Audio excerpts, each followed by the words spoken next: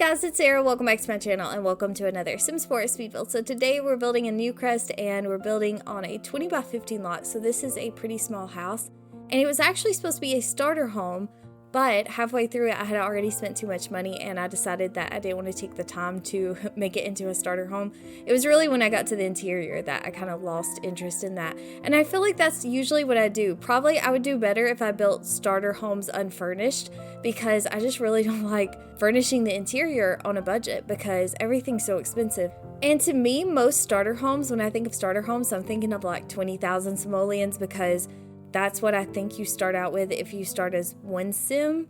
And then I think I've checked it before, but I can't remember. But I think if you start out with 2 adult sims, I don't know about the children, but I think if you start out with 2 adult sims, it's only like 22,000 simoleons. Like it barely goes up at all. But that's not very much money when you are trying to furnish an interior. So I kind of gave up at that point. But this was originally supposed to be a starter home because the new pack is coming and I thought it would be fun to kind of build a family house.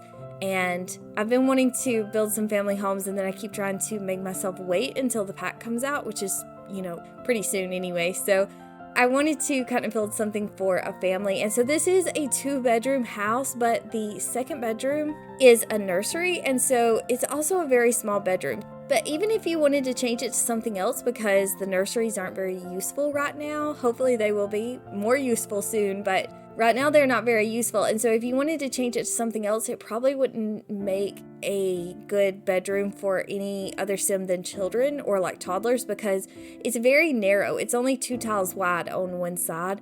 And so it's a very small bedroom and you wouldn't be able to get more than a single bed in there. So it is technically a 2-bedroom home, but it's not a very like versatile bedroom, that second one. But yeah, this is the shell of the house, and as usual, this was inspired by a picture that I saw on Pinterest, so I'll go on and put that picture on the screen now where you guys can see it and see what I was going for.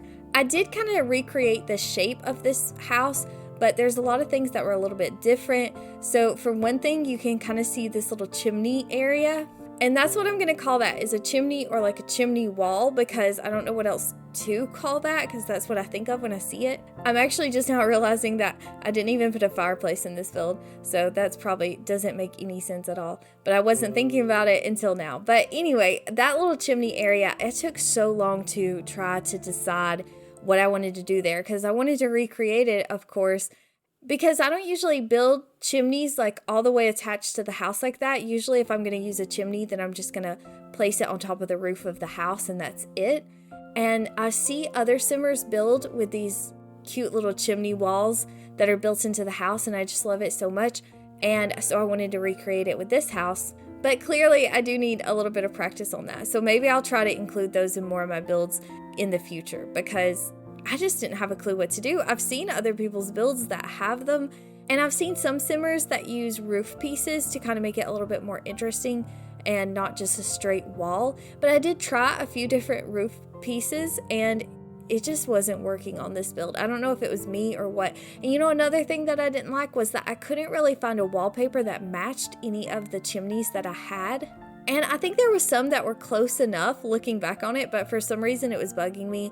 And I just was not willing to accept it if it didn't match. And so I kind of had a problem. So I ended up just building the wall and using the same wallpaper that the rest of the house has, which is one of my favorite wallpapers. It's base game, but it's honestly one of my favorite wallpapers in the whole game. I think it's called Pretty and Plaster. I think is what it's called. And it only has one swatch, and it's this kind of white swatch. But I just really love that wallpaper. But anyway, I did use that on that wall, and then I grabbed one of the base game chimneys. I'm pretty sure it was a base game chimney. And I placed it up on top, and the chimney is black, which doesn't match the wallpaper, but I think the reason that I was okay with it was because it was like completely different. So it was a total contrast to the wallpaper instead of trying to match it. So that was the style that I was happiest with, even though I don't really love it. It's the best option that I had. I cut a lot of that footage out because there was a lot of footage of me trying to figure out that chimney situation.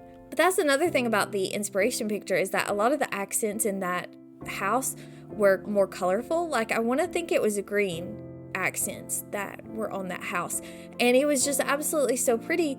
But we don't have a lot of good options, I don't feel like, for colors with windows, because even if you do find a window that has some really good colors, like it has the color green or blue that you want, then you pretty much have to use that same window or that same style all throughout the house. Otherwise, you're not going to be able to get that same color.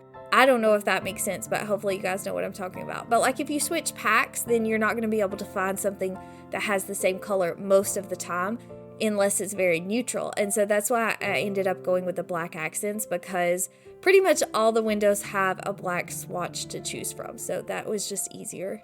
That's kind of more along the lines of the modern farmhouse look as well, I feel like. I think most of the farmhouse accents are black, and then the wallpaper, the exterior are some form of white or like brick or something like that. I feel like that's a really popular style right now. I don't know about you guys, but I feel like I see it all the time on Pinterest. And then on the backyard, I actually had taken a break before I started building the backyard area, and I forgot to start recording again after I started building. So I had to kind of transition that footage because I didn't record it. So it's not really anything special though. At that point, I still thought I was building a starter house, so I didn't include a lot back there because I didn't want to spend too much money. And then when I decided not to build a starter house, I just never went back out there because I just didn't think about it. I kind of wanted to put a grill, like a dining area back there, a picnic table and a grill and everything. I feel like I'm saying this way too much, but because it was going to be a starter home, I was building this for like a maybe newlywed couple or something like that, like you had just started a new save, and so you have a new family and maybe it's just two young adults or whatever. So that's kind of what I had in my mind, was like a sim couple who had just gotten married or something like that. And so I kind of wanted the backyard to have a little bit more going on, but it didn't. So that's okay. But on the interior is where I decided to not make it a starter home, like I told you guys, because I just don't like furnishing starter homes. I just find it really difficult. Everything is so expensive. But yeah, we have the kitchen and living area in a studio style. That's pretty much how I build most of my living areas. And then we have the 2 bedrooms, 1 bathroom. The bathroom is super small. You can see it right now, I think. And yeah, it's so small. And so I didn't even include a sink. And it's so weird because every time I go to build a 4-tile bathroom, like a 2x2 bathroom, I always think that I can fit a sink in there. And maybe there's a way to do it and it still be functional, but if there is, I keep forgetting how. I don't know. Let me know if you guys know how to build a bathroom with a shower, toilet, and a sink in the 2x2 tile spaces, because I swear I think that's a thing, but for some reason every time I go to build them, I don't have a clue what to do or how to arrange it where everything will still be functional. But then for the little nursery area, I used one of the dressers that came with the cats and dogs pack, and I just really like this dresser, and every time I see it, it makes me think of a changing table, and I don't know why, because it really doesn't look like that, but that's what I always think of when I see it. And so I grabbed that and I used one of the ottomans. I think it's the one from Laundry Day is the one that I used. And I raised that up to where it looks like a little cushion. And so it's supposed to look like a little changing table for your kids or your babies. And so it's not really useful at all, but it is actually functional as a dresser. I've already play tested this build and I checked that because I was just curious.